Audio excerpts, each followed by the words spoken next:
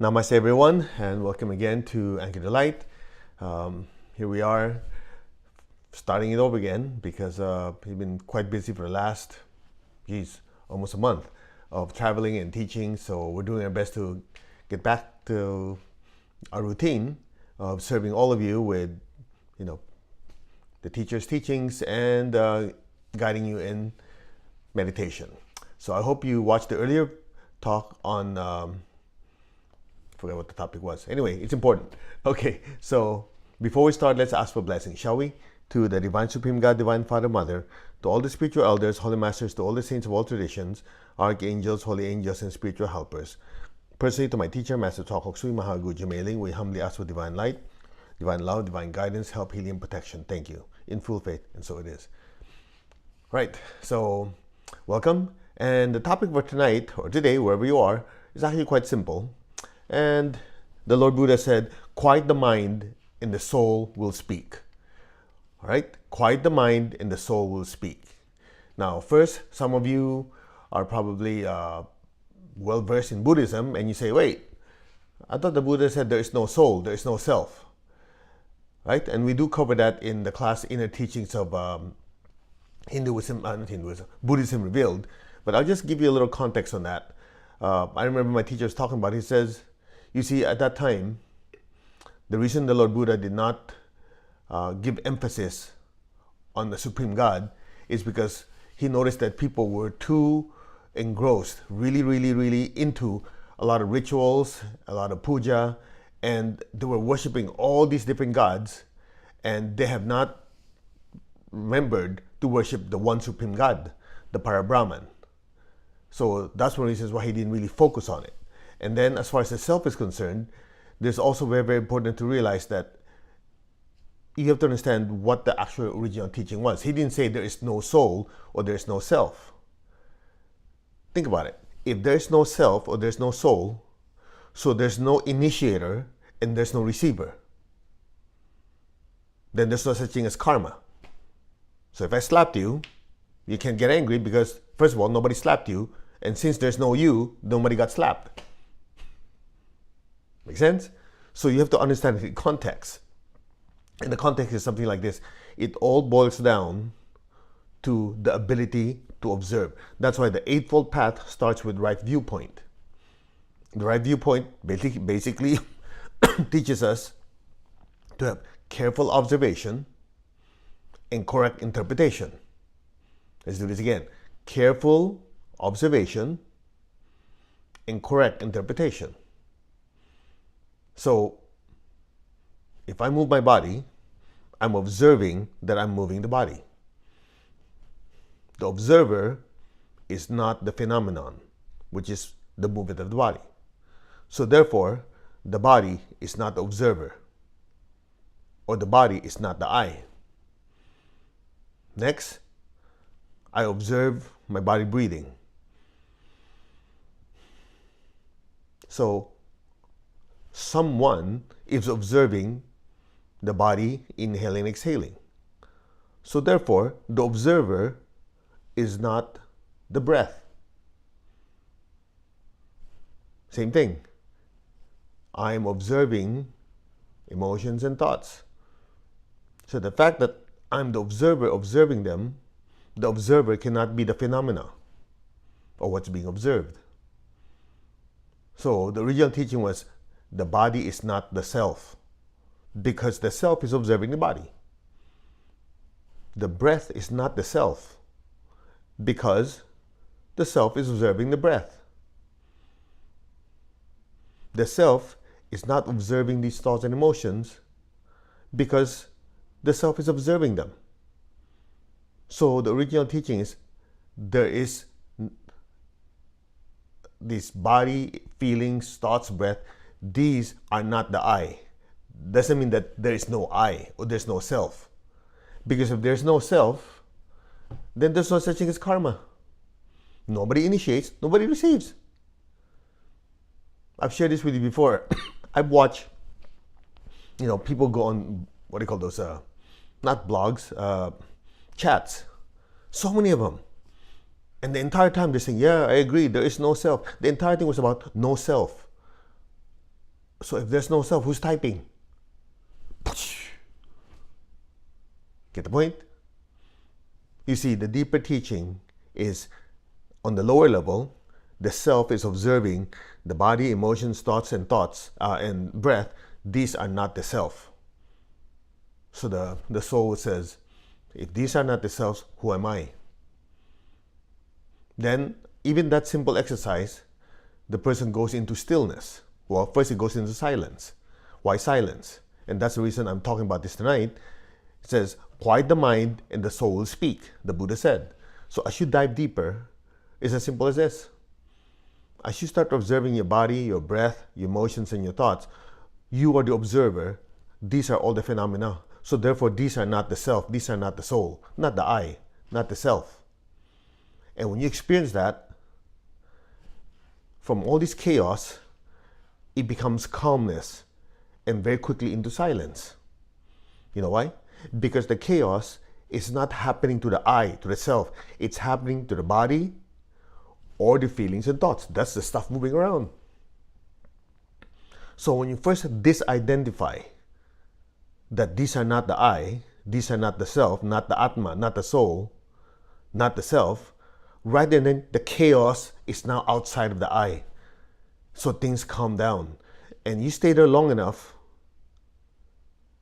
then it becomes quieter. Quieter until it's silent. And then if you stay that silence longer, you get to experience stillness. It is only during that stillness that you recognize your true self. So it's not because there's no self, there's no I. It's just understanding it in context that this phenomena is not the I. Just like that, if you're to dive deeper into that teaching, you can bypass what a common person goes through.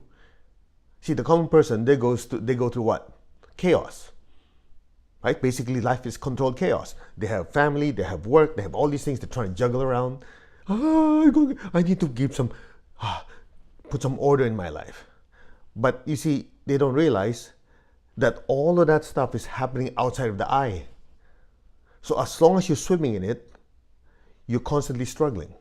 But if you simply pull yourself out of that cloud, all that chaos, all that data that's moving around, you start noticing, hey, it's pretty quiet.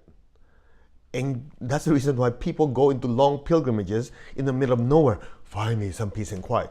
They don't realize doing that is not sustainable. You cannot be on a retreat every day, every week, every month. That's why people go through it, what? Once a year, once every 5 years. But in reality, you can be in your own spiritual retreat anytime you want.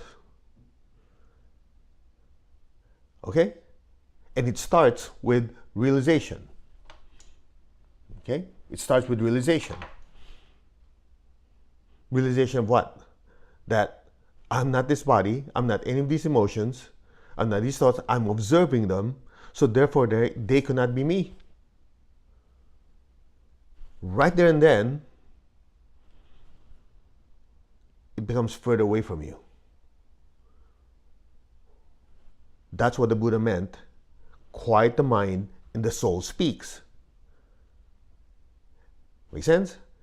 And otherwise, all this chaos becomes the louder noise. So even though the soul is screaming at you, hey, you, do this, don't do that, we're not aware of it. Make sense? So the teaching is quite simple. First, identify who you really are. I am the observer, and I observe that I'm moving my body, creating feelings and thoughts.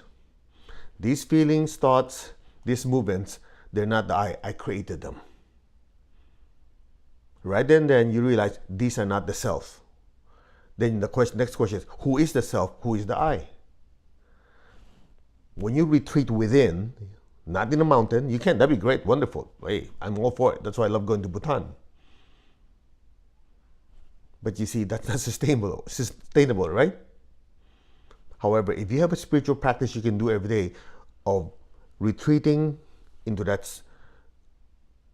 state of being who you really are, things quiet down, right? Because the noise is not the soul making noise. The noise is basically the chatter and the data of the movement of the body, the feelings and thoughts. So once you realize these are not I, you observe them, what happens? It loses its power over you. Finally, some silence. And then from there, you extend it. You extend it, silence, silence. Long string of silence becomes serenity. In that serenity, you dive deeper, it becomes stillness. When it becomes very, very still, you get to experience who you are. And that's where intuitive intelligence wakes up. You know, people keep talking about intuition. Most of them, when they say intuition, it's not real intuition. The intuition they're talking about is basically they're catching thought forms. You know, it's like an antenna. You're getting signals. You have all these signals. A lot of them don't make any sense. Some of them do. It just happened to catch the right one. You go, ooh, my intuition is on. Come on. Let's look at statistics. Out of 1,000 signals that come in, how many of them were correct? 1, 2, 10? But you see, here's what happened. When you catch those and you happen to correlate it to what's happening in your life, you go, oh man, that was my intuition. Which is true. Well, the question, what about all the wrong signals that came in? How about those? See what I mean? We have a tendency to say, well, I just have this sense I have to go to my car. Then you go to your car, oh, good thing I did because I left my book there, which is very important. I need it for whatever else, whatever class I'm taking. See, my intuition's very sharp. You forgot about the 20 different things that happened that day, 20 signals that tell you to turn left, buy ice cream, do this, do that, and turn out to be absolutely nothing. How come you didn't say, ooh, my intuition isn't working? You see, you're biased. True intuition means it's always right. That's one. And number two, when I say it's right, there's a direct significance contrary to everything else.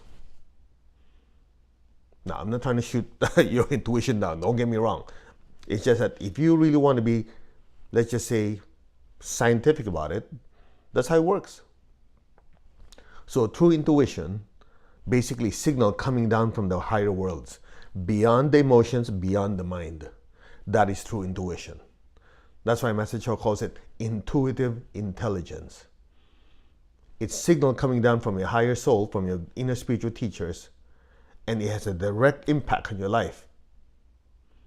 That's intuitive intelligence. Or it comes from your higher soul. But you see, here's the thing. Those signals are coming in continuously. The problem, it's mixed with all the noise. The thoughts, the emotions, the worries, the cares, the concerns. It's all mixed in together. It's just like you're in a room with 100 people. One person knows the exact numbers that will win the lottery. And that guy's yelling it out. All 6 numbers. Screaming this number, this. But at the same time, people are singing, people are playing loud music. Somebody's complaining, somebody telling you their life story. All that is happening at the same time. What happens? That $1 billion combination of numbers is coming from that dude. I don't even know he's talking. Why? Noise.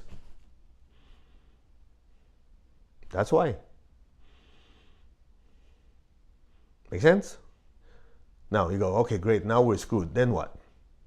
That's exactly the point I'm trying to get through to you for the last, since we started this. Without a consistent spiritual practice, noise takes over your life. And what do? Turn up the music more, turn the TV louder, go to some friends who have more problems than we do, sit there and talk to them, feeling a way of compassion, but in reality, so that you don't feel so bad with all the noise happening in your life. True or not true? I know, I lost some of you already.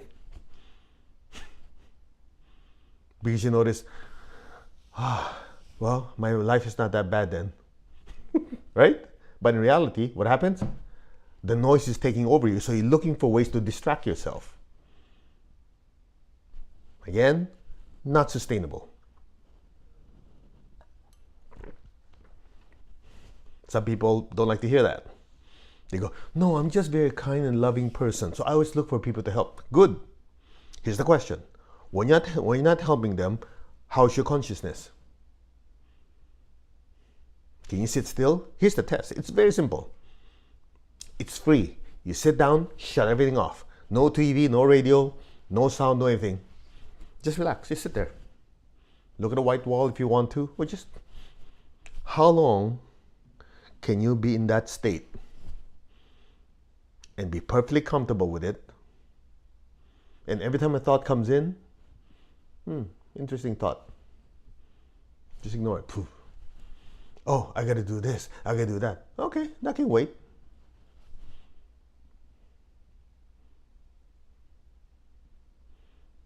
Oh, I'm feeling anxious sitting here all this time.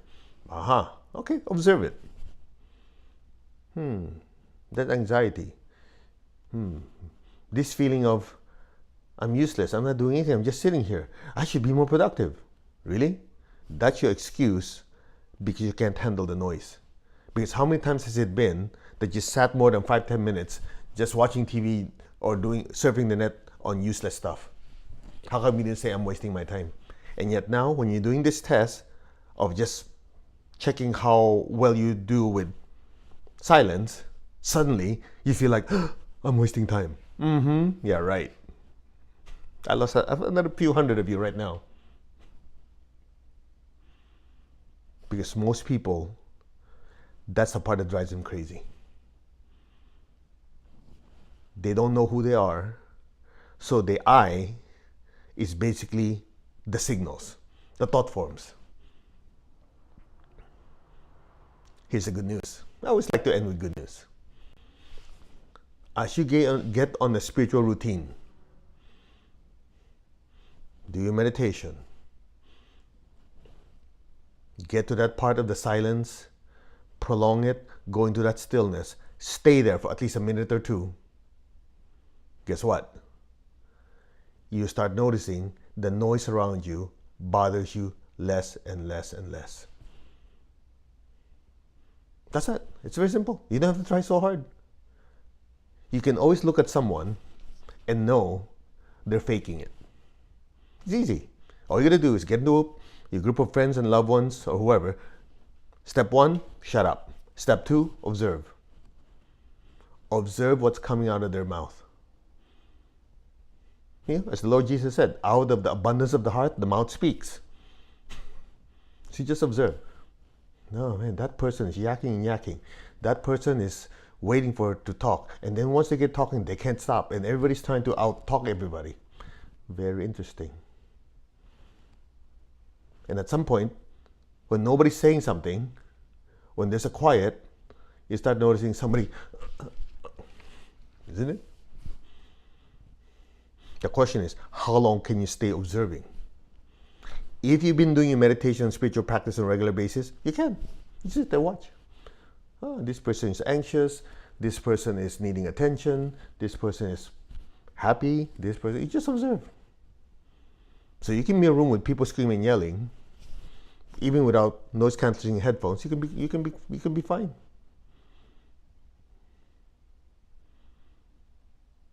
That's it. It's different than tuning them out. See, tuning them out means you're putting your will on something else to overcome the thought forms that you're creating based on what's going on with them. That's completely different. It's just like, these people are so noisy. I'm going to think of, let me see, yesterday I'm really happy. I read this book. What are you doing? You're just forcing yourself to focus on something so the noise doesn't come in. It also works. Again, not sustainable. However, if you try it this way, next time there's a lot of noise, people are talking and everything, of course you have to be courteous. If they're talking to you, don't just shut them out, right? But assuming they're not talking to you, you just want to experiment. Okay, I'm in a crowd. There's this time nobody's talking to me. Let me see if I can practice this. So all you gotta do is stand there. Okay, keep your eyes open. Otherwise they'll call security on you. Okay, I'm not the body, so I'm using the body to stand here. I'm not any of the feelings or thoughts, so I'm observing. My feelings are quiet. Thoughts seem to be quiet. Certain thoughts and feelings are happening. Okay, let me just observe them. And then immediately observe the people around you. They could be screaming, yelling, as long as it's not you that demands a response. Or you're just watching. And you just put it out there like you're watching a movie, you're watching somebody's life. Very interesting. This person's really agitated. This person's really excitable. Oh, that person seems to be an introvert. I notice the eyes are looking down, seem to be worried about something. That's it. See how long you can do it. You know what happens? If you can do it without reacting, then at some point, you start noticing,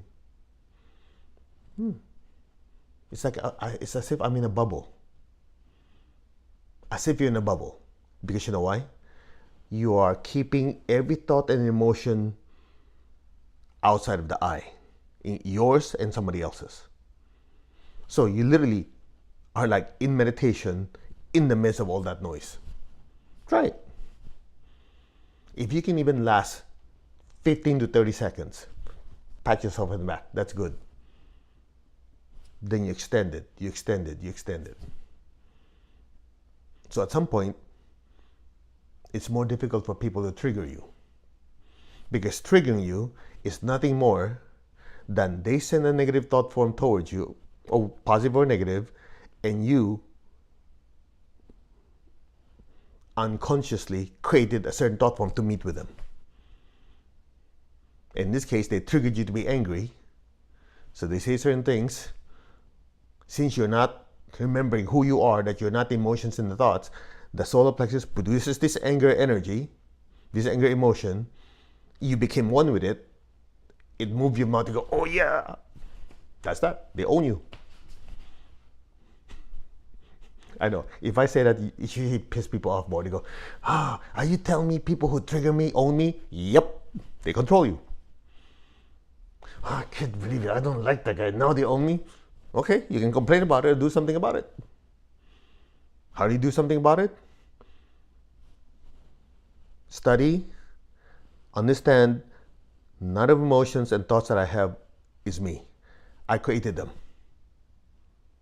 So therefore, this person that's dumping all this stuff, if I'm not these thoughts and emotions that I created, I sure as heck am not all that crap you're throwing at me, so whatever. That's that. The longer you can keep that in your consciousness, you don't need any shield, any crystals, any of these ancient whatever spells. Because some people, that's what they do. Man, I created 5-layer shields. I have crystals like Mr. T all over me. That's protecting me. That does absolutely nothing if you react to them. You realize that? Actually, we teach that in psychic self-defense. If you have a shield on and somebody insults you and you go, oh yeah, that's that. Your shield is useless, worthless, zero. You wasted your time creating it. Because the minute you react, you open the door and you actually reach out to go, oh yeah. That's what happens. That's not fair. You're complaining to me? I didn't make the rules. I'm just telling you like it is to what? To save you and protect you from suffering. You don't want it? Go suffer. Simple as that. You are the captain of your own boat, the pilot of your own plane. You're the driver of your own car. Remember that. And let me finish with this so you remember. This is a perfect analogy. You're the musician using a piano, hitting the keys to produce noise or music. The musician is not the piano. The musician is not all those noise or those music. The soul uses a physical body to create movement. The soul uses an emotional body or astral body to create feelings. The soul uses a mental body to create thoughts. The soul is not the physical, emotional, mental body. The soul is not the thoughts, the feelings, and the actions. period. It's the same lesson we've been telling you who knows how long. Right? Do you notice that? Every lesson we go to, we go back to the same darn thing. You know why? Because the lack of that knowledge and action towards it, or action using it, is the cause of most people's suffering. That's that. Very simple. That's why a lot of you who joined me for a 7-day purification, congratulations. You know I pounded you guys on that one. The eightfold path. First one is viewpoint. Have the right viewpoint. You screw this one up, throw everything else out of the window. First right viewpoint is, I'm not the body, emotions, not the thoughts. I'm the initiator of the movement, the feelings, and thoughts. Once you get that, then you will know, number 2, what is right thought. The right thought is to first realize I created it. It's not me. So I get to decide what thoughts I create. And oftentimes thoughts have feelings associated with it. So I decide what feelings I create. Of course, those two combined, if you're interacting with someone, will cause your mouth to move a certain way, called speech. If the thought is wrong, the feelings is wrong, the speech will be wrong. Make sense? So right viewpoint leads to right viewpoint, right thinking, right speech, right action. Then from there it goes to right lifestyle, right livelihood. And to sustain it, you have to have right exertion. After that, you have to have right awareness that, hey, what am I doing? Am I doing it right or am I doing it wrong? That's right awareness and right memory. And number 8 is right oneness. Once you have right thoughts, right feelings, right this, right everything right, then you can experience right oneness. Oneness with God, oneness with all. You screw the first one up, kiss the rest goodbye. That's why there are people out there who studied for years and years and years, and their life is still in chaos. You know why? Wrong viewpoint. In your case, you just leapfrog all of them. Right viewpoint. I'm a spiritual being having an earthly experience that involves physical movement, physical interaction with the physical world, emotions and feelings to interact in the emotional world with everyone, creation of thoughts, the thinking process to interact with myself and move data around with other people. But I'm not the body, I'm not any of the feelings I create, I'm not any of the thoughts I create. Those are just my instruments to interact in this physical world. So if I choose to experience intimacy, intense love, I create it. I choose not to, I don't. I know, I lost you on something. It's like, what? I thought you're spontaneous. What you call spontaneous is simply happening without you willing it. But there's already a pattern in your energy body. That's for another time. That's it. So, now you have a better understanding. Quiet the mind so the soul will speak. Quiet the body, the emotions, and the thoughts. Actually, when you say mind, it comprises all of them. Okay? That's one other time. The mind is simply an instrument which involves thoughts, feelings, and any signals to move the body. That's considered the mind. The soul is outside of it. So when you quiet these things down, the real I can speak. And then at that point you realize the real I is part of a bigger I. That's your higher soul. And then you realize that higher soul is actually connected to all the higher souls. Ultimately, everybody's interconnected in one. We're one with God, we're one with all. That's that.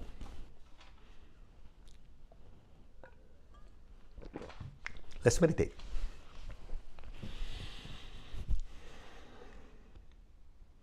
Put your hand like this.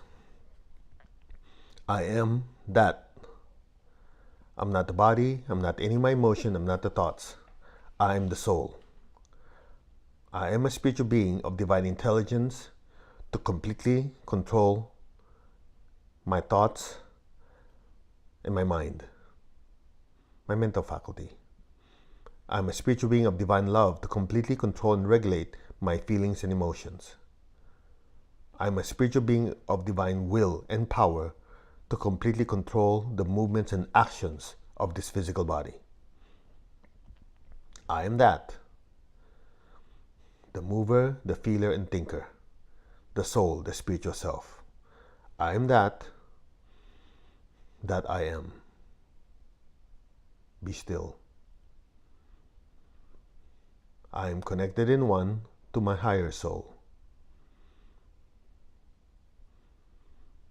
I am connected in one to the divine spark, the divine spirit in me.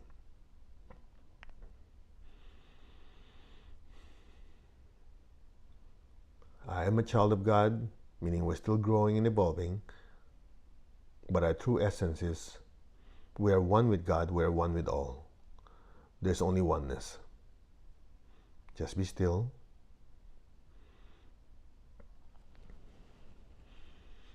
We will do the great invocation, a powerful prayer to bless the earth. Now just imagine all of us are beings of light inside the big bright sun, looking out into the solar system. You say we are one. We're one with God's presence on earth. We're one with God's presence in the solar system. We're one with God's presence in the galaxy. We're one with God's presence in the universe. We're one with God, we're one with all. Now just be still. Focus on the planet Earth like a little ball in front of you. Let's chant Om 3 times. Om. Om. Om.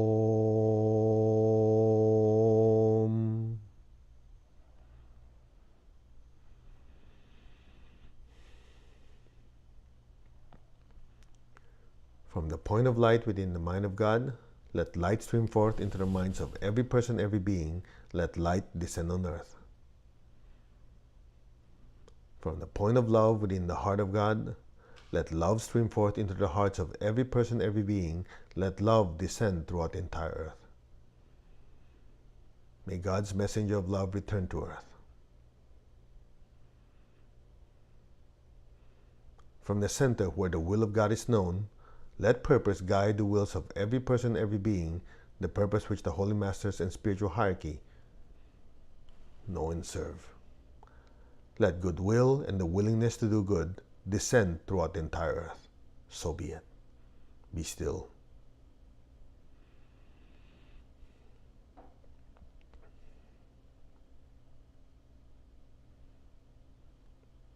From the center which we call the human race, let the plan of love and light work out. May it seal the door where any evil dwells. Let light, love, and power descend throughout the entire earth. Let light, love, and power restore and manifest the divine plan on earth. So be it. May all be blessed. So be it. Be still.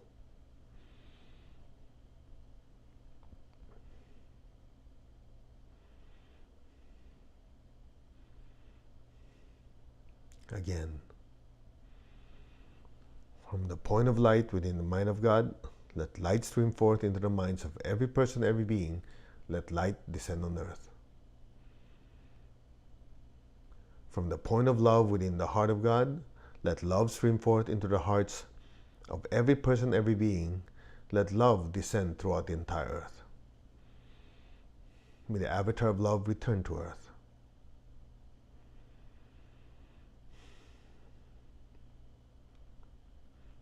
From the center where the will of God is known, let divine purpose guide the wills of every person, every being, the purpose which the Holy Masters and spiritual hierarchy know and serve. Let goodwill and the willingness to do good descend throughout the entire earth now. So be it. Be still.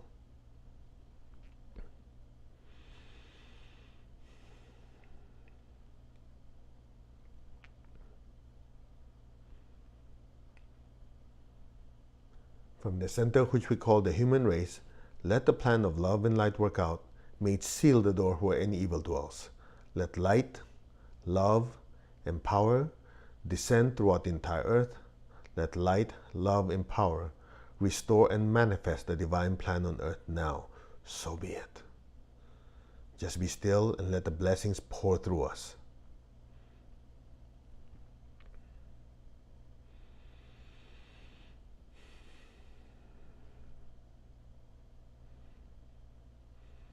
Now, imagine a brilliant light floating above your head. Put your complete awareness, your complete consciousness and attention in that brilliant light. You are that light. Be still. The third great invocation will be done for you.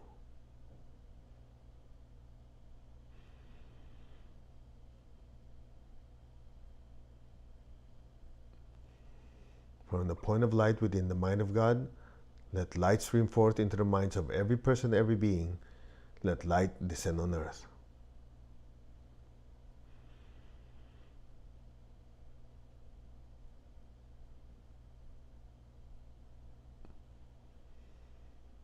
From the point of love within the heart of God, let love stream forth into the hearts of every person, every being. Let love descend on earth. May the great avatar of love return to earth.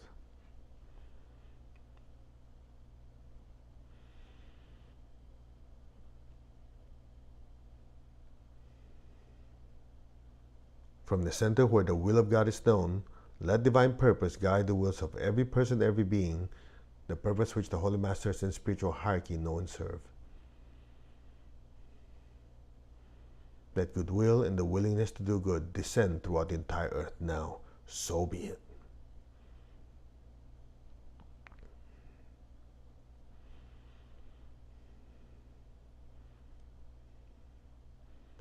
From the center which we call the human race and all the other races, let the plan of love and light work out.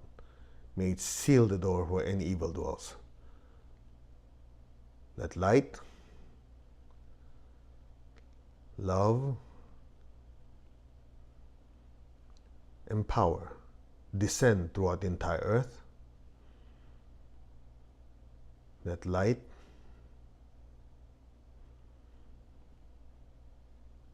love, and power restore and manifest the divine plan on earth now. So be it. Be still.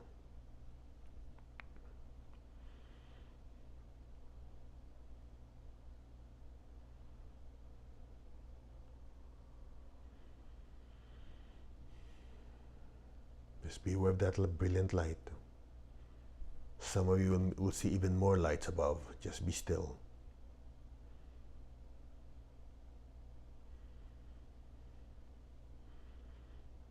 Om.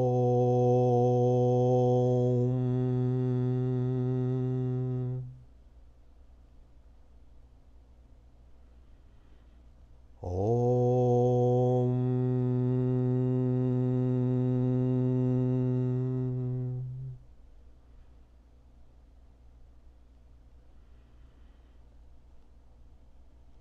Om.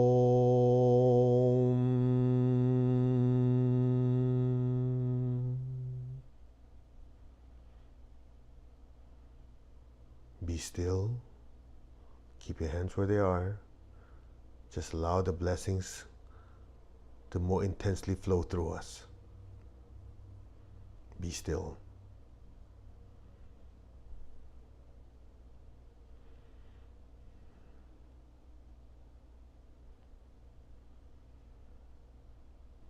May all be blessed. Maintain your awareness on that brilliant light above your head. Lower your hands. Keep your eyes closed. Keep your tongue on your palate. Just be aware of that brilliant light. There's only light.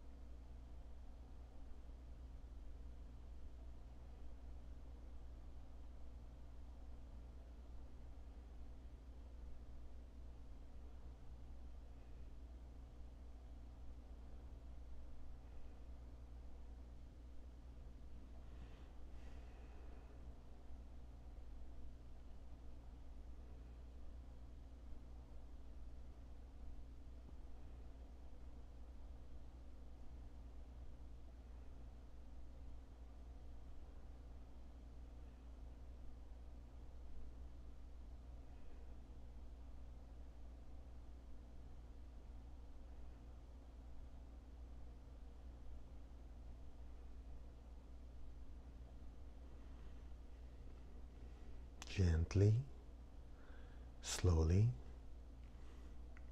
gently and slowly, come back to your physical form. Raise your hands in blessing. We always do this to release excess energies our bodies cannot absorb.